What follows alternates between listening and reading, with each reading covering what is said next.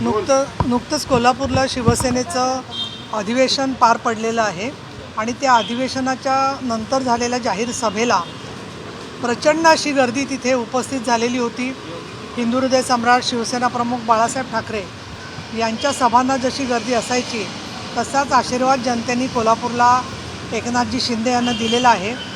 तिथे खास करून महिलांचं मतदानामध्ये सहभाग वाढावा आणि महिला आघाडीच्या पदाधिकाऱ्यांना विविध योजना राबवत असताना ज्या अडचणी येतात त्यातून सरकार त्यांच्या पाठीशी आहे याचा संदेश जावा याच्यासाठी शिवदुर्गा मोहीम ही आयोजित करण्यात आलेली आहे। त्याच्याही संदर्भात मी तिथे सभेत सांगितलं आणि आत्ता 24 तारखेला संभाजीनगर या ठिकाणी शिवदुर्गा मोहिमेचा भाग म्हणून संभाजीनगरच्या लोकसभा मतदारसंघाचा मेळावा होणार आहे आणि 4 मार्चला पुणे जिल्ह्यामधले शिरूर मावळ हे लोकसभा मतदारसंघ आणि पुणे शहर आणि बारामती लोकसभा मतदारसंघातल्या महिला आघाडीच्या आणि जिल्ह्यातल्या आपल्या पक्षाच्या पदाधिकाऱ्यांचा एक मेळावा तिथे देखील 4 मार्चला सकाळी 11 वाजता होणार आहे। आणि त्याचबरोबर मार्चच्या पहिल्या आठवड्यामध्ये जे शिवसैनिकांना विविध विभागामधल्या कामाच्या बद्दलच्या अडचणी येतात त्याचं निराकरण करण्याच्या दृष्टीने सुद्धा एक बैठक मी विभागीय आयुक्त आणि जिल्हाधिकारी यांच्याबरोबर घेणार आहे। त्याच्यात येणारे मुद्दे सगळे सन्माननीय मुख्यमंत्री एकनाथजी शिंदे यांना पाठवणार आहे। त्याचबरोबर पुणे शहरातल्या वाहतुकीच्या प्रश्नावरती बैठक आपण घ्यायला पाहिजे असं मी माननीय मुख्यमंत्र्यांना सुचवलेलं आहे। ते त्यांनी मान्य केलेलं आहे आणि लवकरच ती बैठक शक्य झालं तर येणाऱ्या अधिवेशनाच्या मधल्या काळातसुद्धा तशी बैठक घेण्यामध्ये येईल। पुण्यामध्ये दिवसेंदिवस ड्रग्ज जे आहेत मोठ्या प्रमाणावरती सापडत आहे। आता पुण्याचे पालकमंत्री अजित पवारांनी चंद्रकांत पाटलांकडून कार्यभार जो आहे तो स्वीकारलेला आहे। पालकमंत्री म्हणून अजितदादांनी पुण्यामध्ये जास्तीचं लक्ष देणं गरजेचं आहे असं तुम्हाला वाटतं का? किंवा मुख्यमंत्री एकनाथ शिंदे तुम्ही असं सातत्यानं सांगताय की त्यांचं पुण्यावरती लक्ष आहे, मात्र जे ड्रग्ज मोठ्या प्रमाणावरती सापडत आहेत त्याचं मात्र राखीव अजूनही पूर्णपणे उद्ध्वस्त होताना पाहायला मिळतं। हे मुळामध्ये एक लक्षात घ्यायला पाहिजे की जसं ती घटना घडली आणि एका ड्रग माफियाला अटक होऊन त्याच्यामधून जेव्हा धागेदोरे आम्ही योग्य त्या पद्धतीने शोधून काढू अशा प्रकारचं खात्री देवेंद्रजी फडणवीस गृहमंत्री यांनी दिली। स्वतः मुख्यमंत्री एकनाथजी शिंदे आणखीन आपले उपमुख्यमंत्री अजितदादा पवार यांना या संदर्भात काय काय त्रुटी आहेत याची व्यवस्थित कल्पना आहे। ससूनमधले जे गैरव्यवहार आहेत किंवा काही मर्यादा आहेत त्याच्या तपासणीसाठी सुद्धा एक वैद्यकीय विभागामधल्या अधिकाऱ्यांचं कमिटीसुद्धा नेमण्यात आलेली आहे। अजितदादांनी तर जास्त लक्ष दिलंच पाहिजे, परंतु हे लक्ष देत असताना खास करून नवीन जे आपले पोलीस आयुक्त आलेले आहेत त्यांनी चांगल्या प्रकारे मोहीम हाती घेतलेली आहे। त्याचबरोबर दिल्लीपर्यंत धडक मारून त्यांनी जे लक्ष दिलं त्यातून एक स्पष्ट दिसतं आहे की आता ड्रग्जचं जे संपूर्ण व्यापार आहे तो स्थानिक राहिलेला नाही, तो एका शहरापुरता राहिलेला नाही, आंतरराष्ट्रीय स्तरावरचा हा गुन्हेगारीचं मोठं जाळं तयार झालेलं आहे। आणि त्या दृष्टीने पुणे शहर जे मधले पोलीस जे पुढाकार घेत आहेत तो महत्त्वाचा आहे आणि तो आवश्यक आहे, स्वागतार्ह आहे। परंतु या लोकांना लवकर दोषारोपपत्र तयार करून त्याच्यामध्ये जामीन मिळणार नाही, शिक्षा होईल या सगळ्यांना, या दृष्टीने सुद्धा पावलं उचलली जाणं गरजेचं आहे। आणि यावेळच्या सभागृहामध्ये जरी लक्षवेधी प्रश्न होणार नसले तरीसुद्धा प्रस्तावांच्या माध्यमातून सत्ताधारी पक्ष आणि विरोधी पक्ष या सगळ्या गोष्टींच्याकडे लक्ष वेधेल अशी मला खात्री आहे। लोकसभेच्या जागा वाटपासंदर्भात नवीन फॉर्म्युले जे आहे ते दररोज समोर येत आहे। भाजप सगळ्यात जास्त जागा लढवेल असं सातत्यानं सांगितलं जात आहे। त्यावरती संजय राऊत बोलताना शिवसेनेचा उल्लेख गद्दार गँग असा करतात, अजित पवारांचा राष्ट्रवादीचा उल्लेख गद्दार गँग असं करतात। ते असं म्हणतात की त्यांना आता भाजपचंच ऐकावं लागेल कारण ते भाजपच्या वैसनेला जाऊन उभे राहतात। माझ्या दृष्टीने जमेची बाजू अशी आहे की मराठा आरक्षणाच्या विधेयकावरती बोलत असताना मराठा समाजाला नोकऱ्या कधी मिळणार ते सांगा हे माननीय उद्धवजी ठाकरे बोलले, परंतु त्यांनी या विधेयकाबद्दल एकनाथजी शिंदे यांचं जे स्वागत केलं ती एक अतिशय चांगली अशी राजकारणातली नांदी आहे असं मला वाटतं।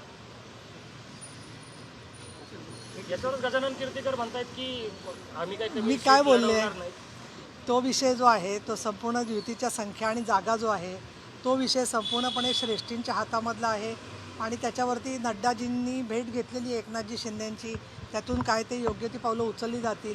पण एखाद्या महत्त्वाच्या प्रश्नासाठी सर्व पक्षांचे नेते एकत्र येतात, सभागृहामध्ये एक मतानी विधेयक पास होतं विधानसभेत आणि विधान परिषदेमध्ये, विरोधी पक्षांनी जे दिलेलं पत्र असतं त्या पत्राची दखल घेऊन माननीय मुख्यमंत्री दोन्ही सभागृहामध्ये बोलतात आणि त्याचबरोबर मराठा समाजाला आरक्षण मिळावं या दृष्टीने 6 लाख हरकतींचा अभ्यास करून सरकार त्याचं उत्तर शोधायचा प्रयत्न करतो आहे. माझं म्हणणं असं आहे की सीट वाटप लोकसभा हे तर होणारच आहे, पण मराठा समाजाच्या आरक्षणाच्या प्रश्नाला चालना देण्याचा हेतू जो सरकारने केला आणि विधेयकाला सर्व पक्षांनी एक मताने पाठिंबा दिला ही महाराष्ट्राच्या इतिहासातली फार मोठी घटना आहे. इतका मतभेदाचा धुरा उडत असतानासुद्धा जनतेच्या हितासाठी, जनतेचं नुकसान होऊ नये म्हणून सर्व पक्षनेते एकत्र येतात आणि उद्धवजी ठाकरे एकनाथ शिंदे यांचं स्वागत करतात.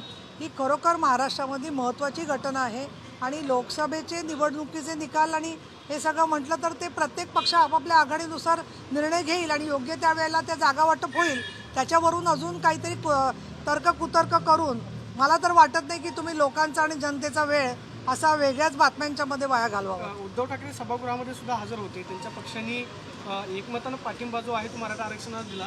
तुम्ही असं म्हणताय की उद्धव ठाकरेंनी एकनाथ शिंदेंचं स्वागत केलं, तसं उद्धव ठाकरेंच्या आमदारांनी सुद्धा पाठिंबा दिला म्हणून तुम्ही त्यांचं धन्यवाद मानला, आभार मानला? सगळ्यांचे मानलेले आहेत आभार आणि धन्यवाद, प्रत्येकाचे मानलेले आहेत. आणि ते सभागृहात आले, बरेच बाई येत नाहीत सभागृहात, पण सभागृहात आले आणि थांबले तेही चांगलंच आहे, आवश्यक आहे. विधिमंडळात शेवटी लोकशाहीचा भाग आहे. पण आता जे सभागृहात नसतीलच ते कसे येणार आतमध्ये?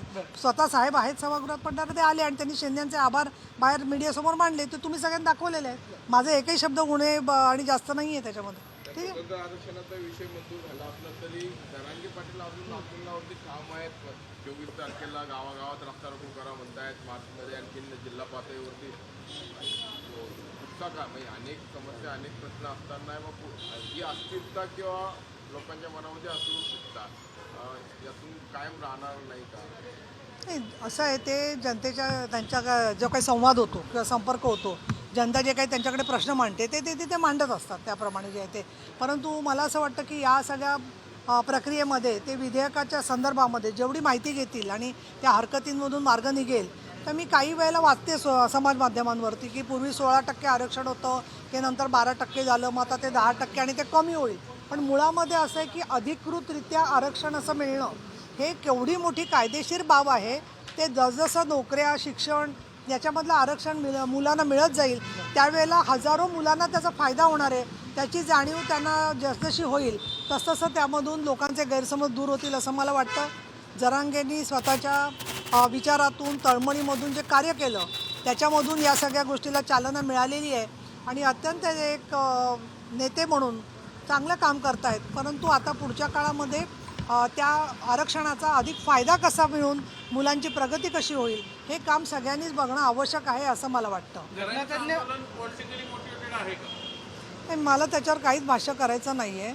मी असं म्हणेन की समाजामध्ये नवीन नवीन नेते येतात आणि त्या नेत्यांमधून काही प्रश्नांना चालना मिळते आणि ते स्वागतार्हच मी मानते. मात्र घटनातज्ञ उल्हास बापट असं म्हणतायत की हे जे आरक्षणाची प्रक्रिया आहे ती खरं तर बेकायदेशीर आहे. SCBCचं आरक्षण देवेंद्र फडणवीसांनी दिलं होतं, ते टिकलं नाही. तीच प्रक्रिया आरक्षणामध्ये दिसते. ज्यावेळेस हे हायकोर्टामध्ये चॅलेंज होईल त्या दिवशी पहिल्याच दिवशी याला स्टे मिळेल किंवा टिकणार नाही. मुळामध्ये कोर्टाचं काय काम चालेल एक तर पहिलं लक्षात घ्या, कायदा हा राज्यघटनेचा अपरिवर्तनीय असला तरी कायद्याचा अर्थ काय लावायचा, काय कॉन्टेक्स्टमध्ये हे बदलत असतं. नाहीतर मग अनेक नवीन नवीन कायदे झालेच नसते. त्यामुळे त्यांचा अभ्यास आहे मान्यवरांचा, त्याच्यावर मला काही भाष्य करायचं नाही आहे. परंतु कोर्टसुद्धा परिस्थितीमध्ये नवीन अर्थ जे समोर येतात हे लक्षात घेऊन त्याच्याबद्दलचा अतिशय चांगले असे निर्णय घेत असतं आणि म्हणून मला असं वाटतं की कोर्ट या सर्वेक्षणाच्या मधून जे मुद्दे समोर आलेले आहेत त्याचा विचार करून त्यामध्ये नक्की निर्णय घेईल. देवेंद्र फडणवीसांनी स्पष्ट सांगितलं की इतर राज्यांमध्ये अशा आरक्षणांना परवानगी मिळालेली आहे. मग अशाला इथेच कुठेतरी गैरसमज आणि लोकांच्या मनामध्ये संभ्रम तयार करणं योग्य नाही असं मला वाटतं.